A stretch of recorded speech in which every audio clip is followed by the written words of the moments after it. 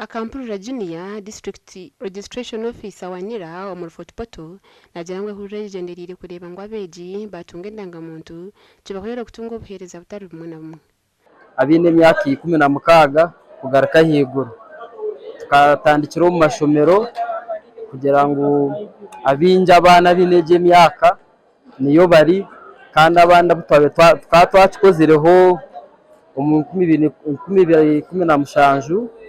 konka abo kugira ngo hina butwasigireyo nico kitumere twajya ngo tugaruko mu mashomero twe na bene naba abo twasigireyo tubahandike. Aha mashomero nkampanga secondary school na Kahinji secondary school ehurije yatandikire nkakabarore sofa twahandikira abana ningashi abanya-Uganda 20,000 kandi tucaye yongerayo exercise ne runninga okumara enako 5 so neja kwija kwa 2023 byo kwikume na kumwe ko no kwezi kurukwije nimanya nitwiririra ubururu nabwejo twine ukureba twitekatekere nabyo ne biri kwetagibwa ubururu ugendo umesho okujira hari akampurira ehurije neja kumara 2023 ukwetora amashomero go no mu Rurembo rwa Fort Poto to hoping by end of the 53 days twija kuba at least bona abo tuyo no kuhandika ningasha abanya-Uganda batakihandikisaga tija kuba twabahandikire batakamisinga okubona ndangamuntu